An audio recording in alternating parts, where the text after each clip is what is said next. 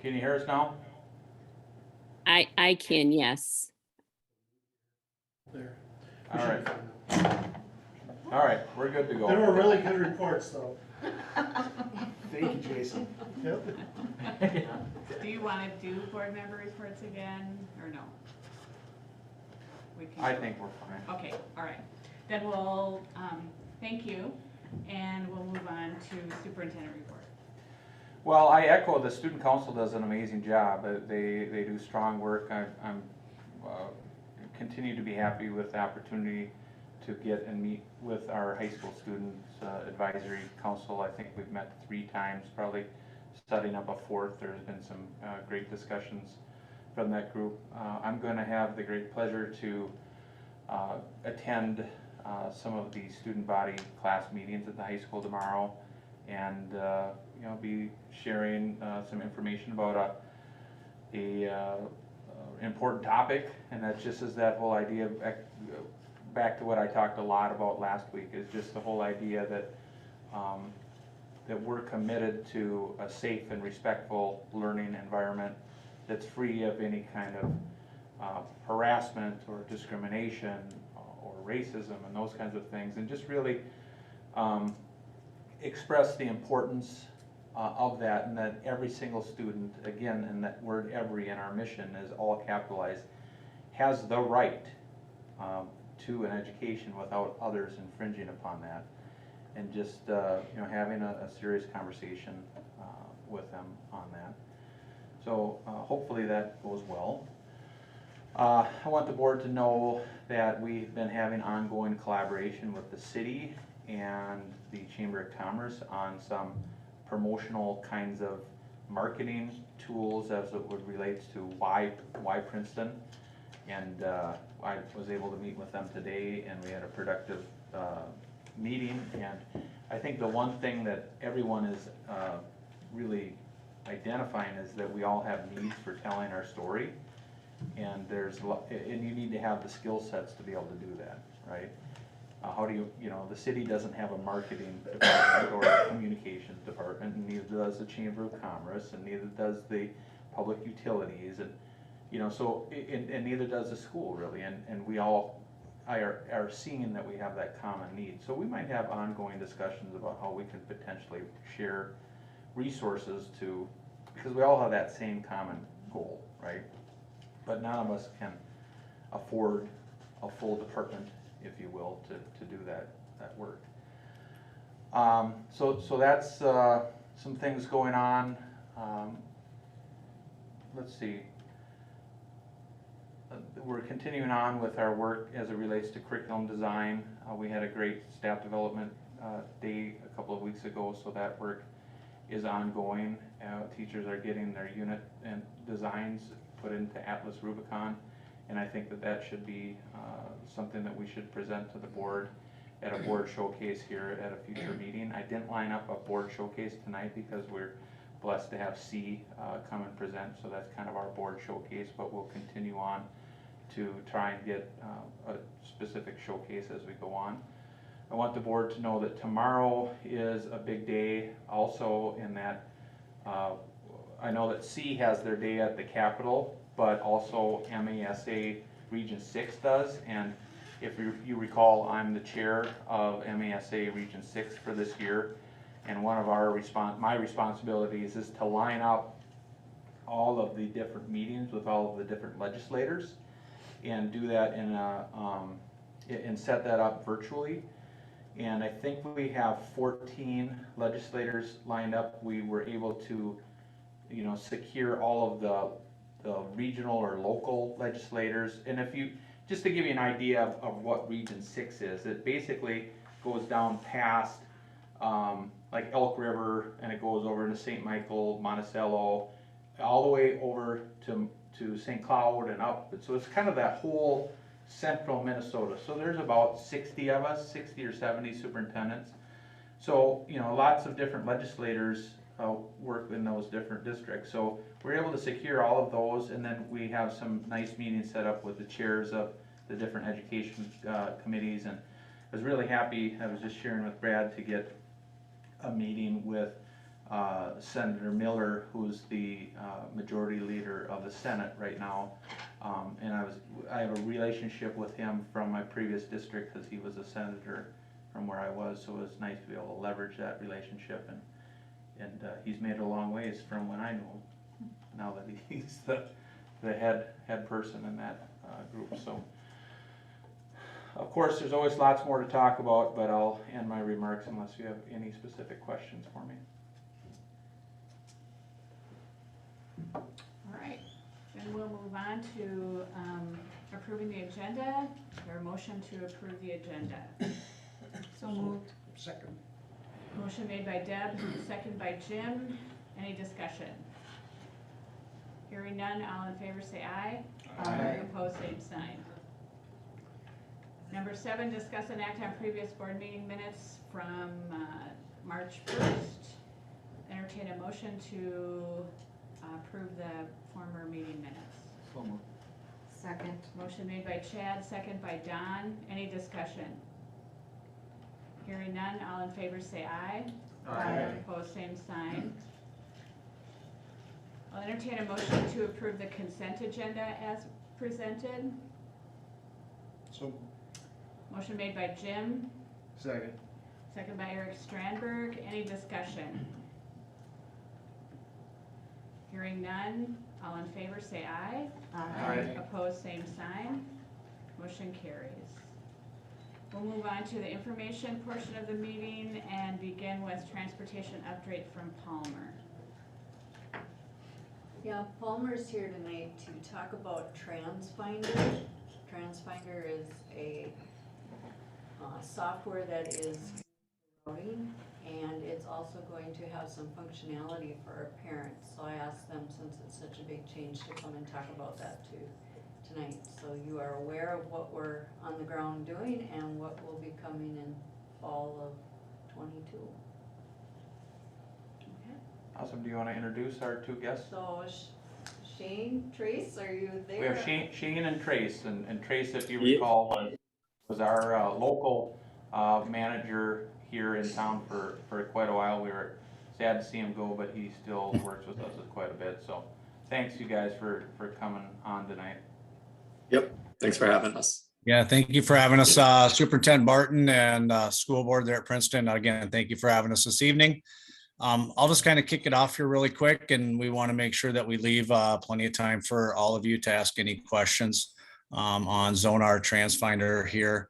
But just to let everybody know, we began here at Palmer Bus Service quite a while back to begin to research and look into the different technologies that are out there in the transportation industry. Seeing and hearing from many districts more of a growing need of the different technology, the different technologies out there. So we did a lot of demonstrations internally with different providers that are out there, technology companies.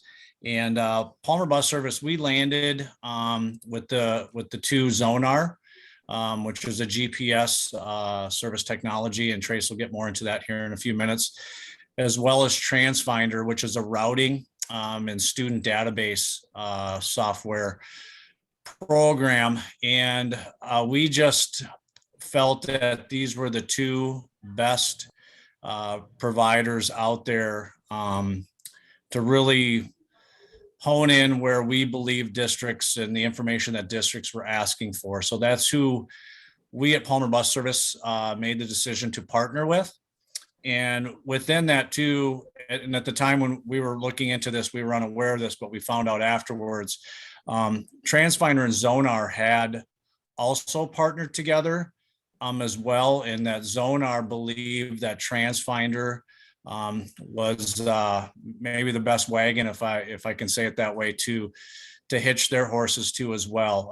That it just really tied in well with the software that they provided. So we thought that was an added bonus as well, and probably reconfirmed the decisions that we made. So we're very happy to partner with them and hopefully bring those technologies into the Princeton School District just to provide a better transportation experience for obviously our students, you as a staff and board there at Princeton and the parents as well.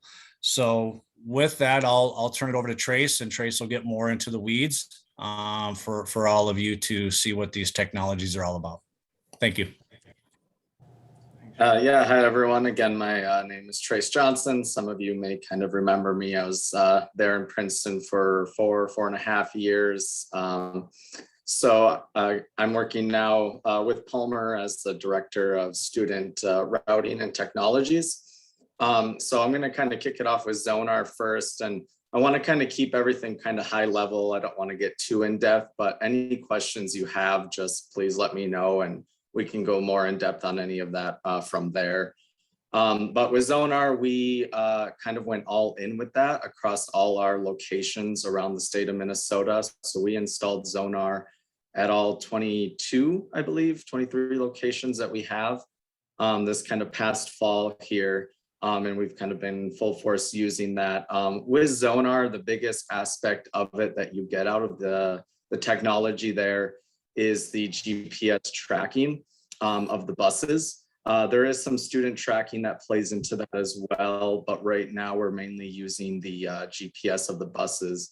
With that, we're able to get kind of like live information of where is the bus right now, that data that shows us exactly where the bus is going.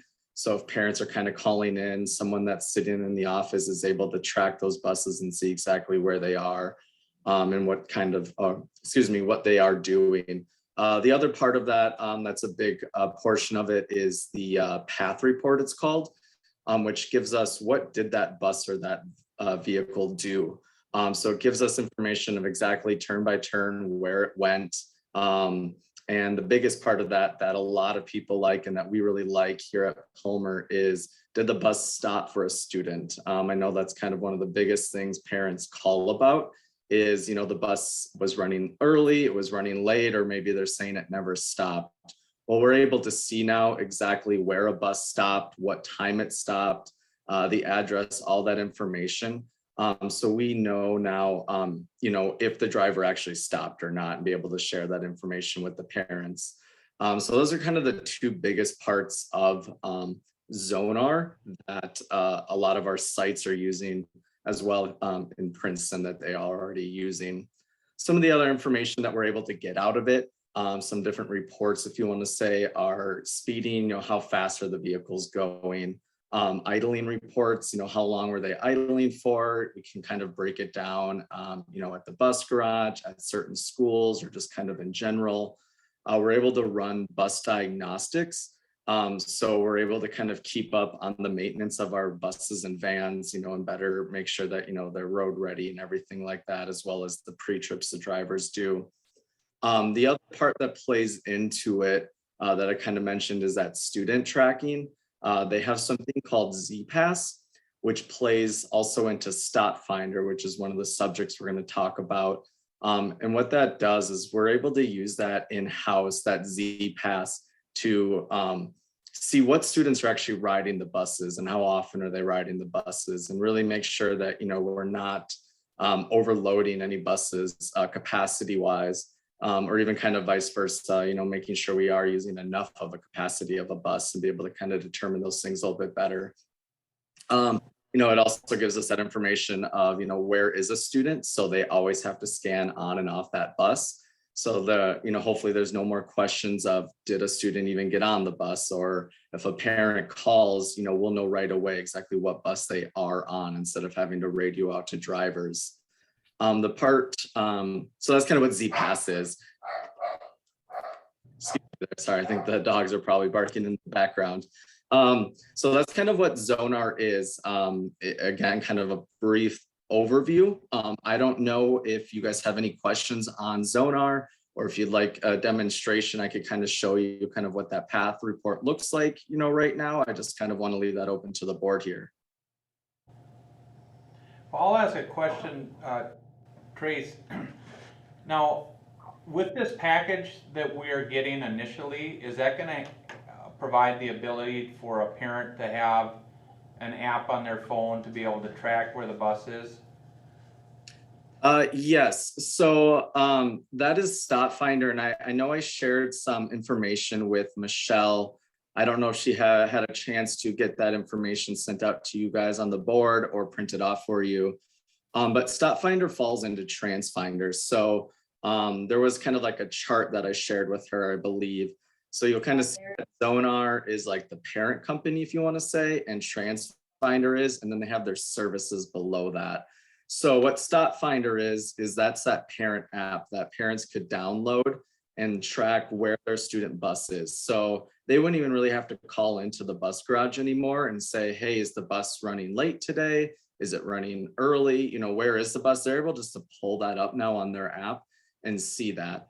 The part that plays in with ZPass is that when those students then scan on and off as well, it notifies the parents through that app then as well. So they know, you know, if a parent has to go to work and they're not able to be at the bus stop with their child, they'll be able to see, you know, even, okay, that bus is coming down the road now. Oh, yeah, my child scanned on the bus. They didn't try to skip school or something like that.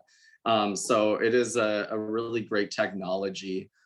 So the Stop Finder falls under that Trans Finder kind of parent company, those services that Trans Finder have. So hopefully that answers your question, and I can go into a little bit more here once we start talking about Trans Finder.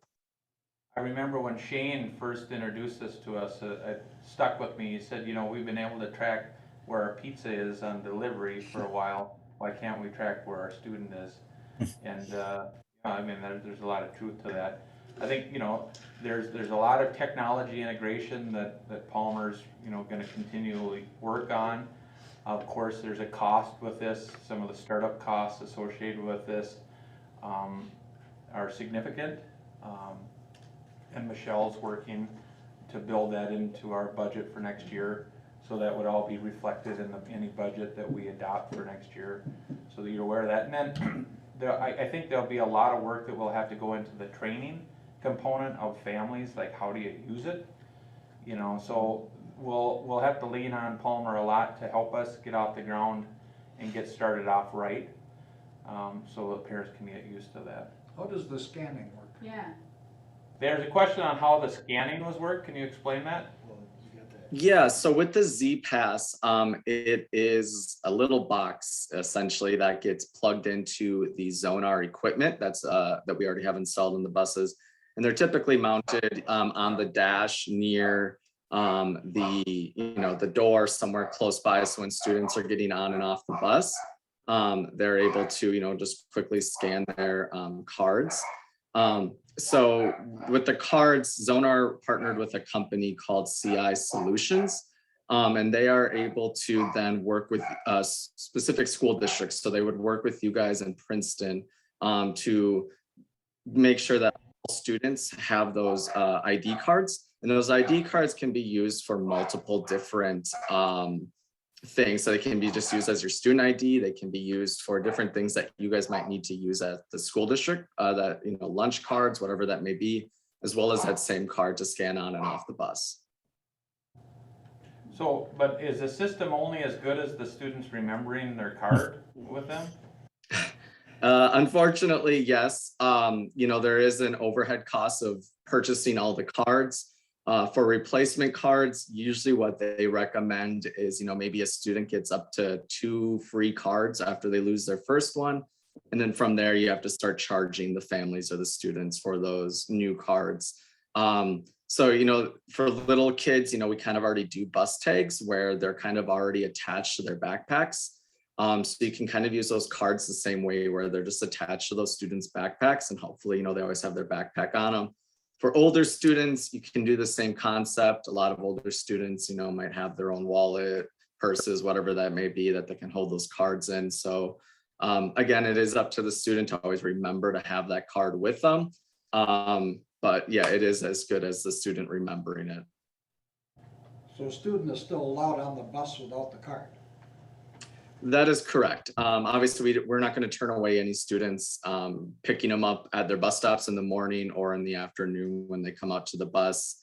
With that technology as well, there's a service called the Wayfinder, where there's actually like tablets installed in buses.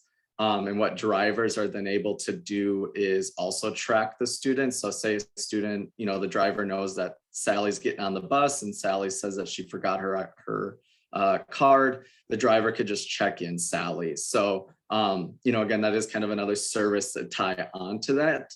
If that's an option, down the road that we want to look at. But that's kind of how it works, at least initially with the cards. Again, obviously, we don't want to turn away students, though. Thank you.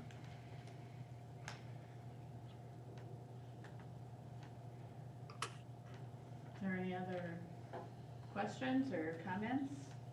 I just had a quick, so as far as the startup costs, you mentioned were pretty significant. Will we be able to see that and then the annual cost as well? So before we the implement? cost, the initial costs, the startup costs are already in the current year budget. You've already approved that and they revised at 35,000.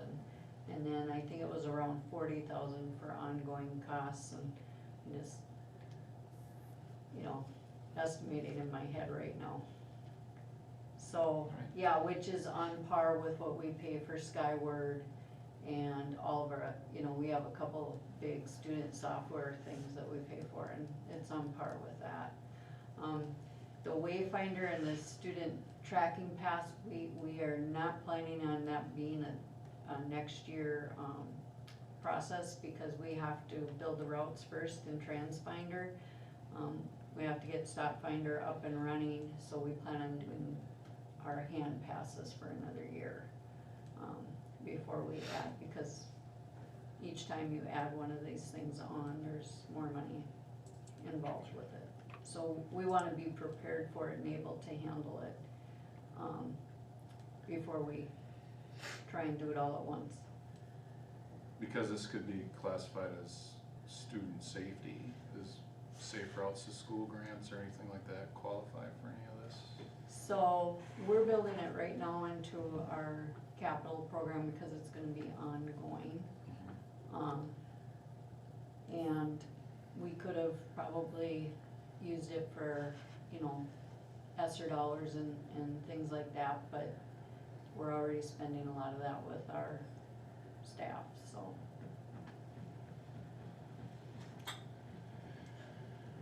How many, I'm guessing, do you have one or two districts fully functional with all the technology? And how's it working? Yeah, so I'll kind of bounce off Michelle here real quick, Ben, if you don't mind. So when we're talking about TransFinder, because we didn't really get into that yet, Route Finder is kind of like the hub for everything. So that's kind of what you need first. And from there, it's kind of like an a la carte option of what other services or products does each specific district that we contract with want. So that's kind of up to you. And you can add on a service each year, every other year, however that looks, or what services you think are going to be beneficial to your district. So again, Route Finder is that hub. Some of you might be familiar with VersaTrans. That's the service or the routing software you're using currently. Again, we're kind of working, or Palmer, we're kind of now proposing this new Route Finder, this TransFinder. It's a lot more user friendly. The staff at TransFinder are really great with working us at Palmer, getting our employees trained in, up and running to what they need. So that's kind of, again, the hub. From there, everything else is an add-on and an option. Ben, could you repeat your question again there so I could answer that for you? I will here in a second, but it's important for the board to know that there's expense here, but it's replacing an already existing expense that we had. Yes. So we're just, and what did you call that? VersaTran? We were using VersaTran before. That costs money, so we won't be spending money on that anymore. We're replacing it on the new product, but the new product is more expensive than VersaTran, right? But the benefits there are quite a bit more. I guess the last question that I had just was, do you have one district or two that are fully functional with all of the different a la carte options and, Yeah, we have a few districts who have been in Route Finder for a while. They were actually even in the older version called Pro, and we're upgrading them to Plus. And yeah, within the past, this kind of past school year, we've had a few that have either already used or started using Trip Finder, which is where you request trips. So there's really kind of no question of did a trip get requested, like a field trip, sports trips, whatever that may be. All that's housed in this kind of software. Again, that other big one is that Stop Finder, that parent app. We have a few that are going through the process of getting that set up. We have one school that is using it. It's not 100% functional. I don't want to say that it is, but from what they have been using so far to notify parents and parents being able to get notifications for themselves have been working very well. So again, yeah, more districts as we've been kind of going this way of TransFinder have been getting some more of these options. Yeah, it's Mr. Barton. Yeah, just to follow up with that really quick. It's kind of a mixed bag because every district's a little bit different, and they may be starting with this Stop Finder or Wayfinder, but then next year they're going to add Trip Finder. But another district next door might do the opposite. So again, it's kind of an a la carte. Whatever you guys at Princeton feel like, hey, this is where we'd like to start. That's where we'll start, and we can add on features as we go throughout the years. So yeah. Thank you. And I do know with Stop Finder, I had sent Michelle kind of like a little packet, 3 or 4 pages, I believe, of information about it for the board there, as well as like a 3-minute video. We can take the time to either watch that now, or if you guys want, watch that kind of in your own time. It's a great kind of just quick demonstration of how the product works. Again, and all their products, again, I kind of want to go back to earlier, they're very user-friendly, even for the parents when it comes to downloading that mobile app. They're going to be able to go in and the app will pretty much navigate them through setting everything up for them. Again, we're here to help with that, help those parents, help you guys as a district. But again, everything is very, very user-friendly for whether it's our staff, your staff, or the parents. Someone's got a chat there. I don't know if that's a question. That was at, I think, the very beginning, Okay. where probably Sonia was said, I can't hear you. All right, anything else? Did you want to watch that video or send it to us? I think that was something we could send to you. You Okay. could watch on your own. Love Emily. So Yeah. Okay, all right, well, thank you then. All right. Yeah, and if any questions come up after the meeting or anything, I know I work with Michelle pretty closely, so you can direct those towards her, and I can hopefully answer those for any of you. Great, thank you. Thank you. All right. Thank you. Thank you very much. All right, we'll move on to our special guest speaker, Brad Lindell, who's here from Schools for Equity and Education. We asked Brad to come and share what the organization we belong to, what they do, and what their mission is. And so, welcome, Brad. And Brad, I got you up here on the screen, so just tell me when you want me to go to the next one. I will do that, and it's good to be out here again. It's been a couple years since I've been out to Princeton. Princeton's a longtime member of Schools for Equity and Education. I remember, I think I go back, the organization goes back to 1979. I've been with the organization since 1990, executive director for the last 22 years. But Tom Kleppe was the superintendent when I first started working with C.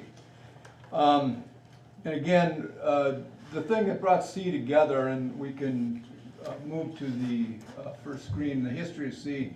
We were founded in 1979, was the Association of Stable or Growing School Districts, and many of you may remember that you participated in a lawsuit back in the late 1980s called the Skeen versus Minnesota lawsuit.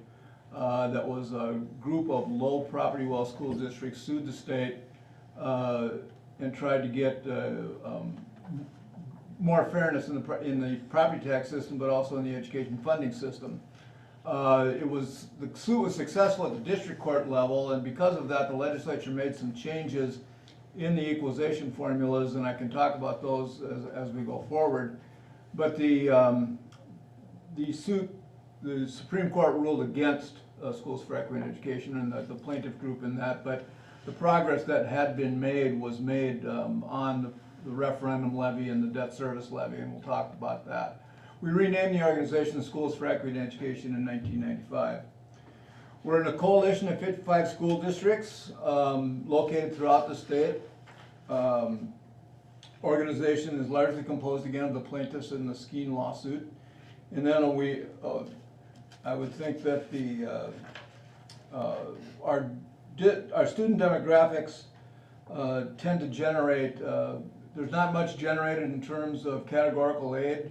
And we'll see, I'll show you your district profile for this current school year that shows where, you know, why you fit with many other C members. Also, the lower property wealth is something that is very prevalent within our membership, and I can again show you examples again with you in Princeton that you're well below the state average in terms of both the referendum market value and the adjusted net tax capacity. The C member benefits, I need to change that first one. I haven't been a constant presence at the state capitol, seeing that the Capitol just opened again this year, but I was a constant presence, you know, watching the state Capitol on Zoom or watching meetings on Zoom. But we work with legislators constantly, meet with legislators, meet with legislative staff, monitor committee meetings, talk to the Department of Education, see what's on everybody's mind, and try to make sure our perspectives are transmitted to those bodies. We have general membership meetings. We have usually 5 or 6, depending on, this is a non-budget year, so we usually have 5. We have, try to have timely topics, both in terms of policy, but also in terms of relevant political discussion to talk about. So much of what we do is dependent on what happens at the legislature, so we like to have legislators, folks from the Department of Ed come in and talk about what their plans are and give them the opportunity to meet us face to face in large groups, so we can talk about those things and what works for us and what doesn't. You also have the ability to network with districts that have similar challenges, and they can be sometimes Region 6. I often sit in on the Region 6 superintendent's meetings, but a lot of the Region 6 issues are the same as the Region 1 issues. And so sometimes at a C meeting, we've got, again, our membership spread throughout the state. You can talk to superintendents from other parts of the state, school board members from other parts of the state, see what's happening in their areas as well. Data and resources that are helpful to your district, or hopefully helpful to your district, that show where you sit in a variety of ways, whether it be your property wealth, whether it be your funding. And again, I'll show you a couple examples of that as we move forward. We have a community outreach liaison person. Deb Griffiths is just finishing up her career, and so we're hiring a new person to take Deb Griffiths' place. Many of you know Deb from, if you've been on Seed Days on the Hill. Deb is the tour guide for those, and she does an excellent job setting up those meetings. Again, we've had to do so much virtually the last couple of years. It's been frustrating, and again, it's been good this year to have, you know, we're getting back into it now. I've been over to the Capitol probably half dozen times in the last 2 weeks, and it's good to be back in there and talking to people again. Move to the next one. You can show, this one's pretty small. I don't know if you've got it on your computer, but you can see that in the various funding categories, if you add them all up, Princeton's about $1,100 or thereabouts below the state average in per pupil general ed funding. This doesn't include special ed or some of the other categories. But this is your meat and potatoes in terms of, you know, the bulk of your funding comes from the general education formula and the variety of formulas that are within that overarching set of funding. So if, again, if you look at where you're above average, there's a couple places you're above average, you do the Q comp, and many districts don't, or whatever they call it now, professional development. You're a little bit above in terms of transportation sparsity, but the places where you fall well below the state average are the referendum. You don't have an operating referendum beyond the local option revenue. And your compensatory is about, what is that, about $260 below the state average in compensatory. So those are the things that we watch, especially on the referendum and LOR. I know that you went out for a levy last fall and were unsuccessful, and I think one of the things we're trying to do this year is to update some property tax formulas that would put the state share, increase the state share in that levy. As we move to the next slide, you can Brad, see. just for clarification, we did a bond. Oh, you didn't We do did a bond, we didn't do a levy. No, Okay. no. But that'll be the next slide after Okay. that then. I know that if you look at where the steepness is, when you look at the property tax comparison here, the property tax wealth comparison, the highest suburban district in the western suburbs has a $1.8 million of referendum market value per student. And this is a district that's mostly high-value houses, not a lot of commercial industrial property. The state average referendum market value per pupil is about just under $700,000. So it's more than twice as much in the highest from the average. The first tier equalizing factor is well below the state average. You can see where Princeton's just above the state average, just above the equalizing factor. Now, when you talk about the equalizing factor, all effort above the equalizing factor, anybody that's above the equalizing factor, their levy on that first tier of a referendum levy is going to be all local.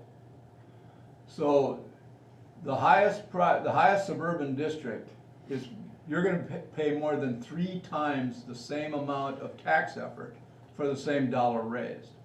Because they're at 1.8 million and you're at about 500,000.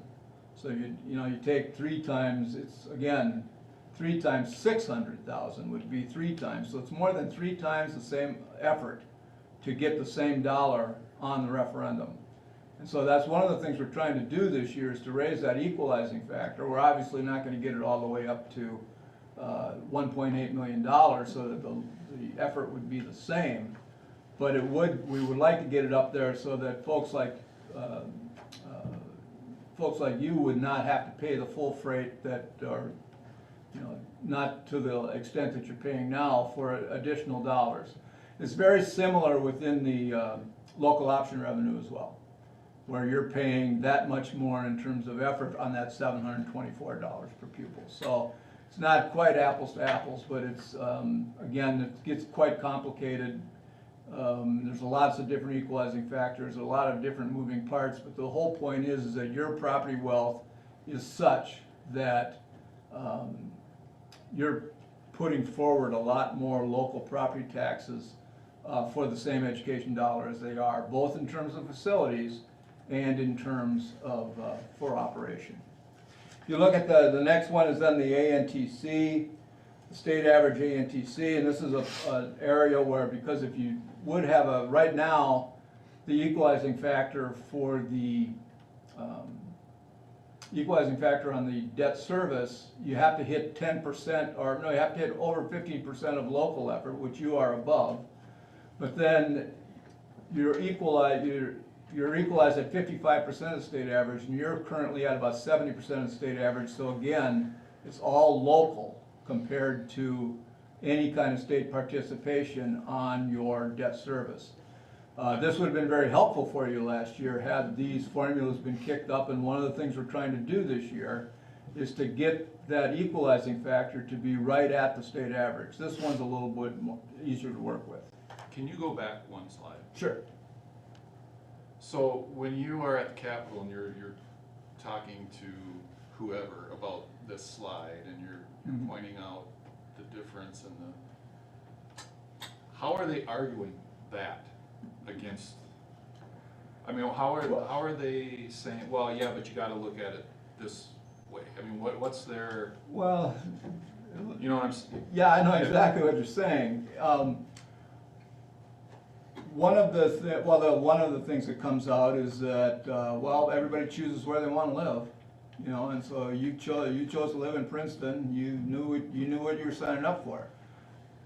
Well, I think that's a specious argument, because the state constitution says every kid should have access to general and uniform system of public education that's thorough and efficient. What's happened is that back in '91, what has happened is that this has become, and as much as we've worked, we've kind of made progress in fits and starts. One of the big things that we're able to do was get that local option revenue in place in the first place, because I think prior to that 724, I think Princeton was probably at 300 or 350, and then you got an extra $375. But again, the tax effort you need to generate that extra $375 is much more than it is in a district that either has a lot of high-value homes and a lot of high-value homes or a lot of commercial industrial concentration. I think the other thing that's happened is that people like to cut different taxes, and we keep pushing at, this is a place for, especially in places where you may have some legislators that are saying, well, we need to cut the income tax. Well, you can only spend $1 once, and any dollar that cuts income taxes doesn't go to this. The other problem we've had is that some people view this as education spending, and some people view it as tax relief. We want it viewed as tax relief because, again, when this gets put against the general ed formula, it gets really hard to, everybody likes money on the formula because you're gonna have to pay for your ongoing costs. So we like to handle this in the tax committee, and that's where they're handling it this year, is in the tax committee. And hopefully we can, make some headway and keep it moving in that direction. I think that, it's a very, your question is pertinent because it's been a frustration to me as well. I think a lot of it, people say, well, if we cut the income tax, folks will have more money to pass levies. That's just simply not true. That's simply not true. Yeah, and again, I still think the net effect is going to be, people are still going to be putting out more due to this tax unfairness. They're two separate issues, and I think a lot of people try to lump them together. But again, I think we're working, and I think one of the things going forward into this, we put together a big bill that I'll talk about. And it's very, very expensive, but it would solve most of these problems, and it would solve them on an ongoing basis, because we would kind of tie the state-local share to growth in statewide property wealth. So that, one of the problems we've had now is that because these formulas are expressed as a constant, your local property wealth goes up, your aid goes down, and your levy goes up. We want to have it so that if you go to your voters and say, the state's picking up 30% of this, we're picking up 70% of it, and it's not going to change a whole lot. It's going to be 70-30 throughout, throughout the length of, or throughout the life of this levy. I think that's one of the things that we're trying to get accomplished here as well. Debt service is the place where I think, again, with your failed bond, it would have been very, very helpful to come out and be able to say to the folks, the state's going to be picking up a considerable share of this, more than what they were currently picking up, because again, it was all going to be local dollars to local dollars, and when you get inside the 694, 494 beltway, property wealth's higher than it is out here. I think,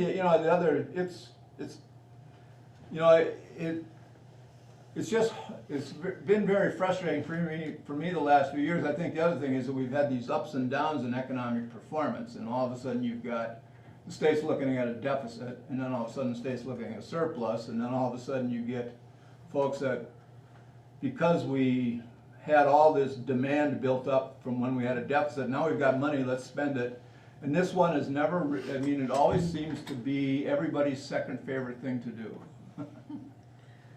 And that's been very frustrating for me, because again, we get the right legislator in the right place at the right time, and boom, something happens, and it's usually something big. But then for another 5-6 years, it's like I'm pulling teeth again. And I suppose the districts that are inside that beltway, they don't want that change. Well, I've worked on them a lot over the years. They're less averse to it than they were during the Skeen lawsuit. I think that during the Skeen lawsuit, I always kind of kid that you know, delegate assembly is kind of a easygoing thing now. Down at the MSBA delegate assembly, it used to be that you had to be careful as to who you got between at the delegate assembly, because it was, you know, and the same with the superintendent's conference. It was very, I mean, one set of school districts basically sued the state, and another set of school districts said, no, the state's right. And I think what we've done, at least over the last couple of decades, has been able to say, you know, everybody's in the same boat on this, and we want to make sure the property tax system works for everybody. And I think that even the high wealth districts now understand that we just can't have these low wealth districts just that far behind the 8 ball when it comes to property wealth. And so it's, I mean, one of the co-authors on our big equalization bill is a legislator who's the property tax division chair, and she is from a high wealth district, and she's very adamant about trying to get something done this year. Thank you. You can flip to the, just, you know, go over, I'm sure your legislators talk about everything good that happened in 2021, so I won't have to talk a lot about this, but there was money on the formula. I think the one thing to always remember with that, though, is that they put money on the formula to a greater extent than they had in like 15 years. But they didn't do a whole lot with the special education cross-subsidy. And it's one of those times when you go out to the general public and they say, we put money in the formula, you're, you know, not curbing the cross-subsidy, you have to pay those special ed costs. And I think that's one of the things that gets kind of lost in translation, is that it was a good bill. It was you know, $560 million, which is a very good bill, very good investment in public education. But special ed costs continue to rise, and they put the money on the formula instead of curbing the growth of the special ed cross-subsidy. They did some of that, but not a whole lot. I don't think you have voluntary pre-K up here, but I think that was another thing that they worked on. I think the best thing that happened last year is that they didn't have a lot of new mandates. They can't help themselves. They're always going to have one or two. But again, 1 or 2 or 5 or a dozen. But again, the thing is that this year, last year they certainly didn't go that far with new mandates. Moving forward to 2022, this is the bill I'm talking about, House File 3224 and House File 3554. Jason Rarick, I think from one legislative district over, is the Senate chief author on that. As it looks right now, it's like 1.7 million in property tax relief to Princeton. And again, that would, the changes again would also allow you, when you go out for another bond, to, you know, talk about if those changes were enacted, you would be able to talk about a stronger state commitment to the building project. There's a lot in the bill. They've already told us it's not going to go in the way they're going to have to, you know, do some, you know, significant surgery on it to fit to where they want to have the budget end up. But I think we've made some headway this year, at least in discussion. And I think going into the election campaign, I think we stay out of the partisan part of the election campaign. Obviously, we let voters choose who they want to have represent them. But I think this summer, what I'm going to do, what I haven't done the last few summers, is try to get out to more equipped districts to have conversations with their candidates on these issues and be able to really build up some momentum going into 2023. We don't know who's going to be sitting in chairs in 2023. It could be a brand new set of, could be brand new governor, brand new legislators, any combination of legislative control. I mean, we're just in a really kind of volatile time coming out of pandemic, and now with the war in Eastern Europe, I think it's just really hard to make predictions. But again, we want to build up some strength as to around this issue. And again, we have some data on the STE website that talks about these bills, and we'll, again, just let us know what you need as you work with your legislators to talk about that. One of the big bills, I know that this is MSBA's #1 legislative priority, was to do something on the special education cross-subsidy. and that's a bill that, again, has a huge financial commitment of, as you can see, of $750 million in the current fiscal year, and then if you look another, I left off the million in 2024, but it's about 1.7 billion rather in the future biennium to reduce the special education cross subsidy. And then there's an additional $8 per pupil unit in the Safe Schools revenue. That's in both the House and Senate. We're also resisting mandates, and they're talking new mandates every day. The House is talking a lot of new mandates. The Senate is not talking many at all. But I think this year, like last year, we're kind of playing with the three bears. Is that you're going to have one side's going to be too hot, and the other side's going to be too cold, and we're just hoping that, Goldilocks. We're hoping for Goldilocks here. So I think we can get. I think some good things will happen. It's just a matter as to the magnitude. Another thing, I don't know if your teachers are working with the letters training program. Yes, we Brad, are. our Director of Teaching and Learning has been testifying Oh, two right, times. yes, she did. That's Jessica correct. Town Gunderson has been asked to testify. Right. We're a leader in that work, Yeah. so. Yeah. And Senator Chamberlain in the Senate, if there's one thing he wants to do this year is put another $30 million into letters to make sure that every teacher in the state of reading, every eligible teacher has a shot to get at that training. So yeah, I remember that she did testify and she did a really nice job. So again, that's, you'll probably see a bigger bill coming out of the House, a smaller bill coming out of the Senate.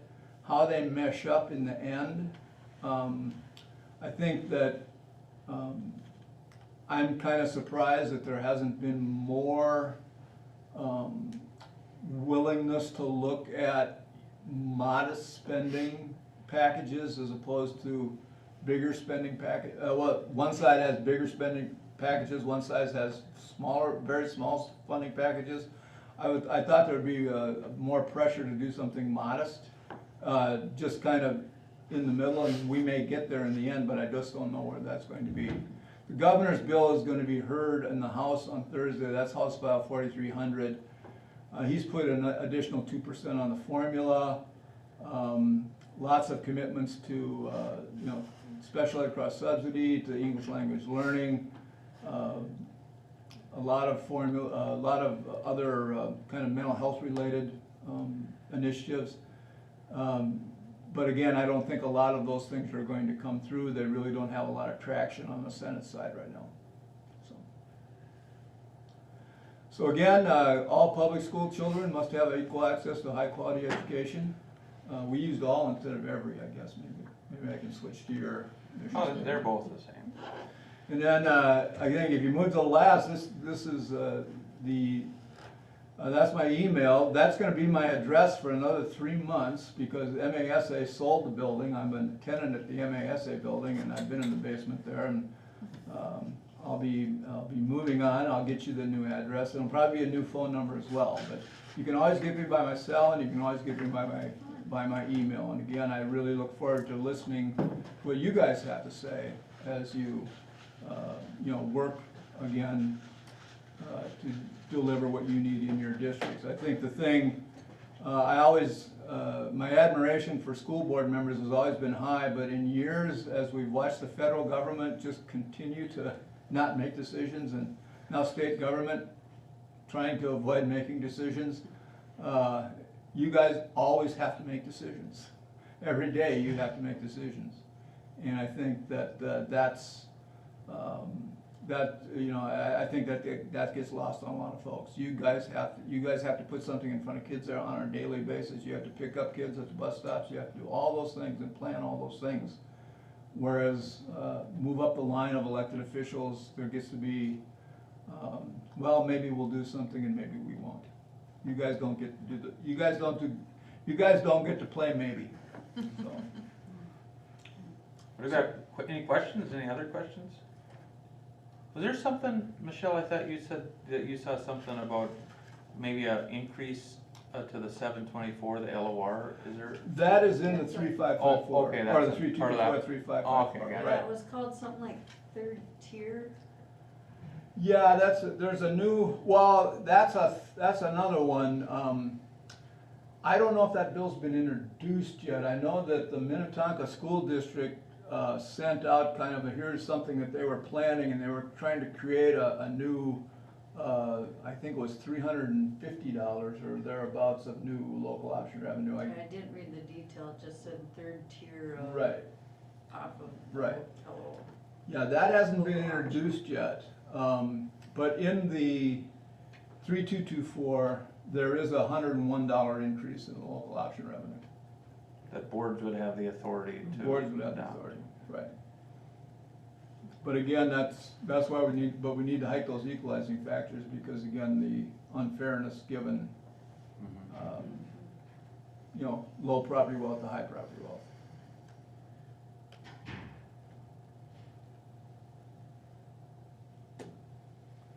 Okay, anything else? Thank you, Brad. Well, thanks, it's been Thank you. great to be out here, and For your efforts. I'll try not to make a stranger of myself. If you ever need anything, just give me a buzz. Awesome, thank you, Thank thank you you. for your work. Thank you. Thank you. So we'll move on to land sale update. If there's anything.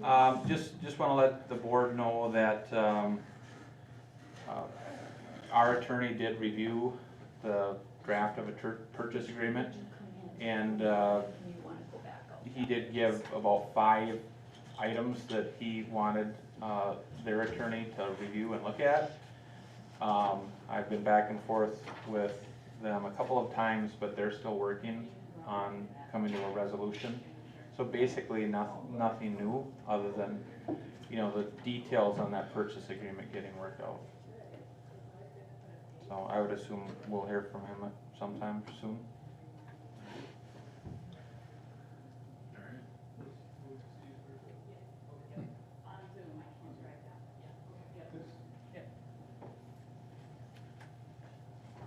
We're done with that part. All right. Long-term planning. CTE, our conversation. Oh, with yeah, Bob. okay. You know, that just basically, we are investigating options for us to have access to additional dollars through what's called a lease levy. We do have a history of doing that in our district when we added an addition to the intermediate school. And right now, we have estimated that we could potentially have access to $4 to $5 million to do a project. We met with Wold and ICS and the high school administration and myself and Michelle, and we really focused ideas on how we could enhance our career technical ed area, kind of a careers area. And we kind of had a vision of, that end where we do have the shops, where we could have this, kind of walk through this career area where we would have the academy labs of some sort, where, we would have the enhanced welding shops and the enhanced auto body, but we would also have spaces for foods, for art, the kinds of content and subjects that you might see more at like a VOTEC, and having this career world and really having our facilities in a place that would enhance our opportunities for our students. We know that our shops are too small, so that's a priority, is to be able to have to build that area up. But also our hope would be, like I said, to add additional space, if you will, for other kinds of content areas, and then other ideas about repurposing existing classrooms, to just kind of organize the building in a way where, like I said, we would have maybe more of our academic kinds of courses, mathematics and Englishes and things in one area, but more of the lab areas in a different area. So try and repurpose existing classrooms, but add some additional square footage. And basically, we had a nice vision, I guess, discussion, and Vaughn is going to put up some ideas and some drawings and present them, and then once we get those, we will present that either to the full board or to our long-range planning group, however you would prefer us to run that through the channels. And you know, one other thing that we talked about is maybe looking at options where we didn't tear down those existing pole sheds. But you know, because here's the problem, is the storage is such a huge issue for us. So you know, we could explore options where we kept those for storage kinds of purposes, because you know, it's difficult to add, you know, expensive new square footage only to be used to store things. Where, you know, if we utilized an existing space that isn't quite as nice and friendly for classroom, but we were able to use that for storage needs that different departments have, you know, that would be something that we had some discussions on as well. So, I mean, we're just still in the infancy stages, but, you know, the idea is it's an option. We feel like our priority should be the high school. That's what we've identified through all of our different groups and collaborative planning. And really the thing that bubbled to the top in all of those groups was that career technical, hands-on learning kind of spaces. I walked past meals last week and the kids were wearing white coats and big chef's hats. Mm-hmm. That must have been one of those career classes. They look really good. Yep. I mean, it really adds something when you make them dress like chefs, I think. Yep. You know. And that's the idea, and it's just, we want to continue to be authentic in our learning experience for the students, to have it be really hands-on, real world, like they're outside of school. But as we all know, because we went through the referendum process, is our facilities do serve as a barrier to, you know, us getting to that next level in some areas. So once we get those drawings, you know, from Wold, then, you know, that's our next step there. And then, you know, once we get more information, then the board's gonna have to say, well, is this something we wanna pursue, you know, or not? Or does the board feel like we'd have a better shot of not doing that and going out for a large referendum again in the future?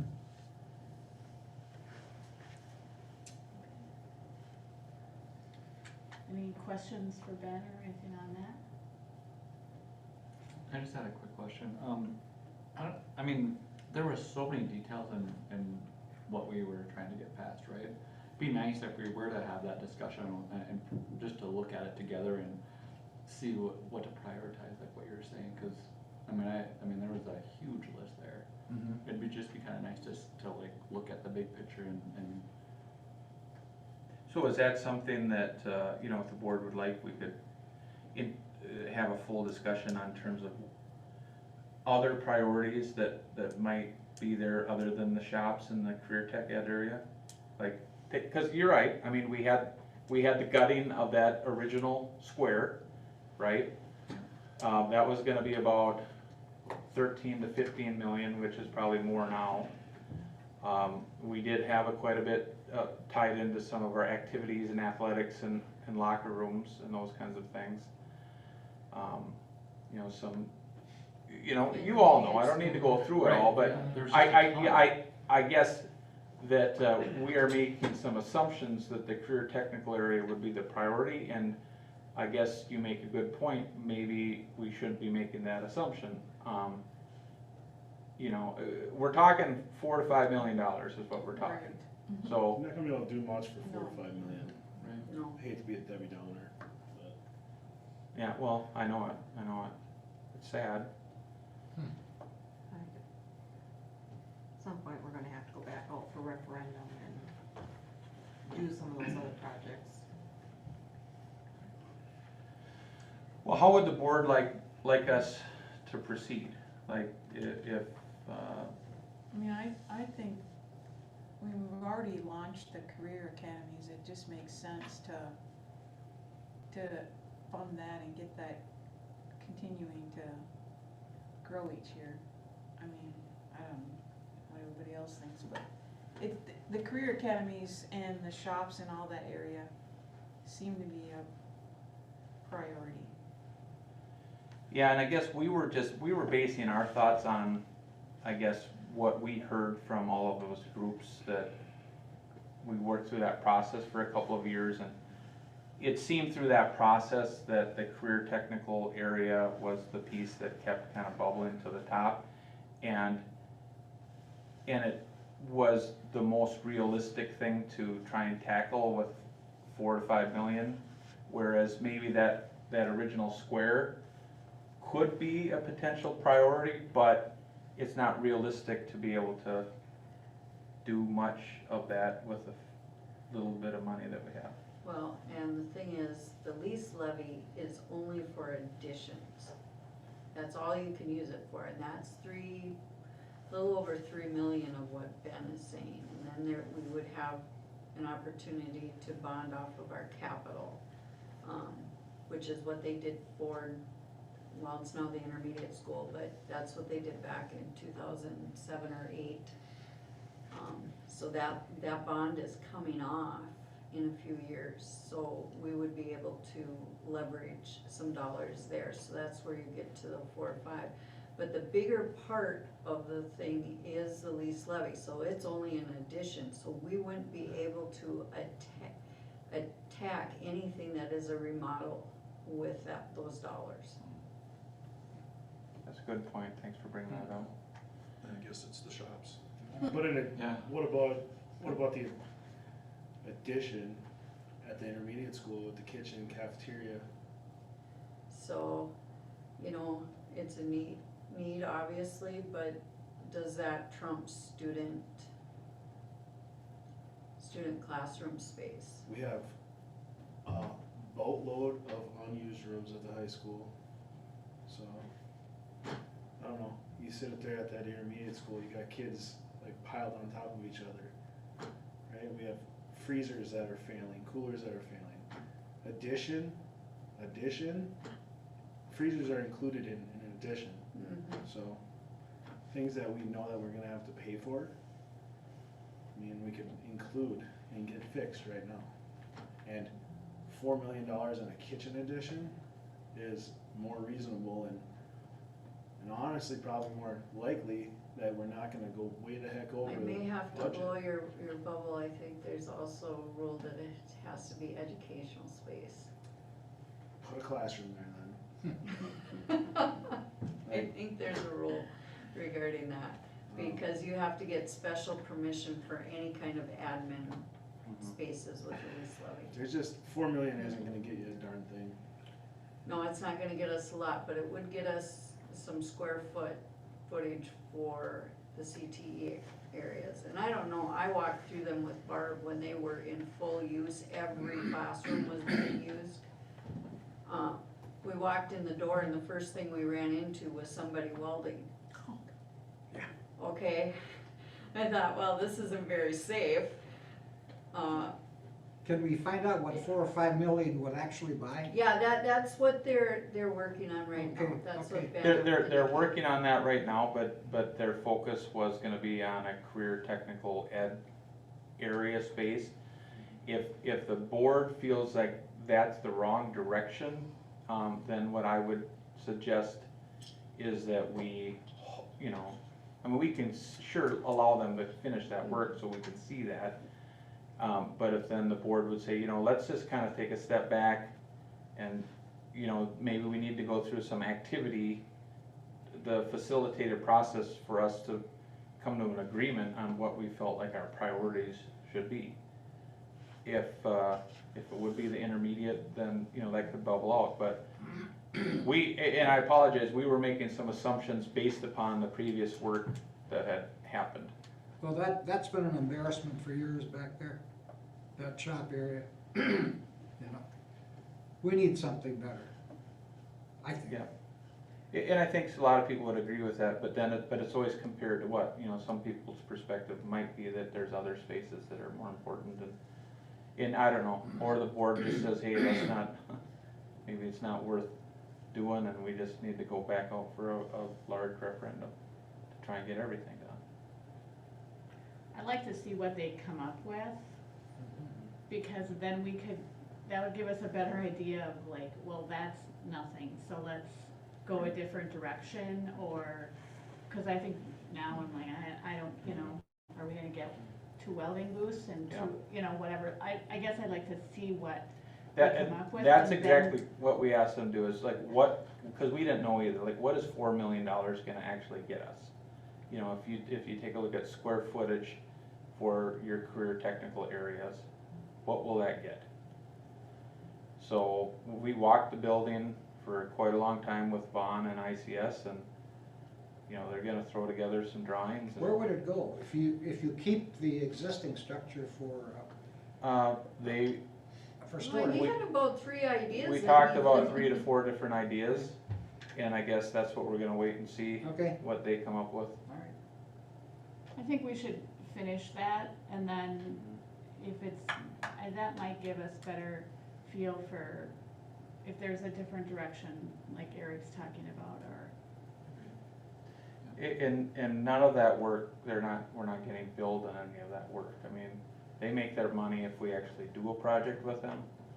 So this preliminary kind of work is not, we're not being charged for that.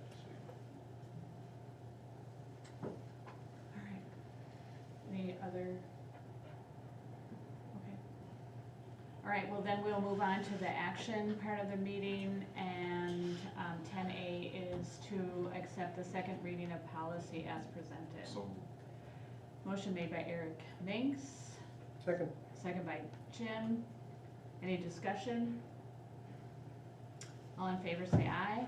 Aye. Opposed, same sign. Motion carries. There were no additions to the agenda. Their future meetings are listed, and do I have a motion to adjourn? So moved. second. Motion made by Don, second by Eric Minks. All in favor say aye. Aye. We are adjourned. I will be at the April 4th.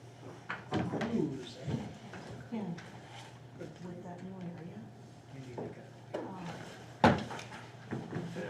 Able to get this list of all the bathrooms or. That's what we had talked about too. You know, that, you know, we definitely would take advantage of any new square footage would have more up-to-date bathrooms. That would give us a. Just more options for, private. Yep. What paper was that for? you know, and we would have those, You can go. Yeah, you gotta test to come back.